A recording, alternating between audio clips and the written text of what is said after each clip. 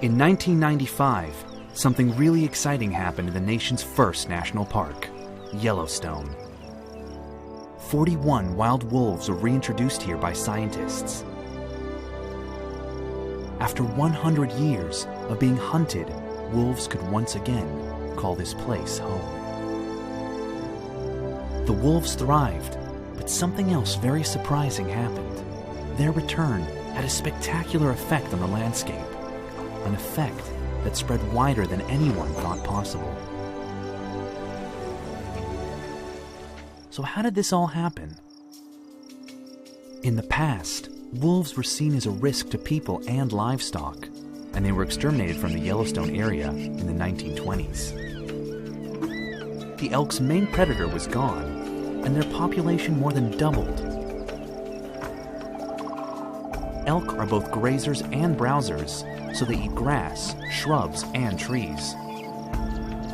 They overgraze the entire park, upsetting the natural balance of the ecosystem. Mammals like mice and rabbits could not use the plants to hide from predators, and their populations fell dramatically. Grizzly bears suffered as the elk munch away their berry supply, which they badly need to build up fat before hibernating. Pollinators like bees and hummingbirds had fewer flowers to feed on. Songbirds less trees to nest in. Perhaps the elk's most devastating impact was how they affected the park's riverbanks. When the wolf was around, elk were vulnerable when they moved down towards rivers to drink. They would never spend too long by the water, where they could be ambushed. But with the apex predators gone, they gorged themselves faster than the shrubs could grow and gathered in great herds on the lush riverbanks. The mass of elk's hooves eroded the riverbanks, so the rivers and streams clouded with soil. The fish inherited murky homes. And without trees and clean water, beavers couldn't build their dams to live in. Without the protection of the dams, fish, amphibians, and otters suffered even more. And all because of the missing wolf. Now, with as many as 100 gray wolves in Yellowstone National Park, their reintroduction is having an effect that even surprised scientists. Wolves have contributed to bringing elk numbers down from 17,000 in 1995 to just 4,000 today. Since only the healthiest of elk survive, the population is much more robust. All of these elk kills mean more carcasses for scavengers like coyotes, eagles, and ravens. Grizzly bear numbers have increased too. The grizzlies benefit from the wolves' elk kills, and less elk also means more berries. And just the elk's fear of wolves gives the riverbank trees, like aspen and willow, a chance to regenerate.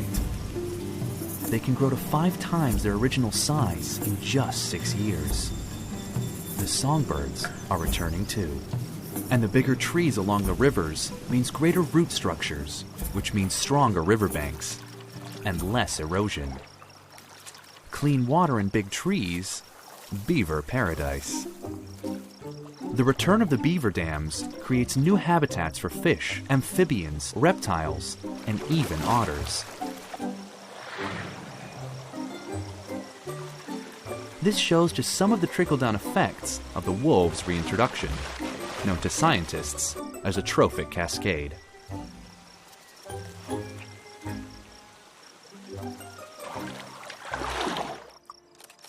The trophic cascade doesn't stop there, though. The wolves are even helping us. In 2005, over 100,000 visitors went to Yellowstone National Park just to see the wolves, pumping $30 million into the local economy, money for jobs and livelihoods. Factor in that wolves contribute to the health and diversity of all Yellowstone's wildlife, and its impact is staggering. The wolf's benefits also cascade down to the 106,000 residents of Billings, Montana. Their drinking water, Yellowstone River, is now cleaner. Who would have thought that just bringing back some wolves could produce such far-reaching benefits for nature and for people? From the tips of taller trees down to its cleaner rivers, these wild wolves have rebalanced and restored our nation's very first national park.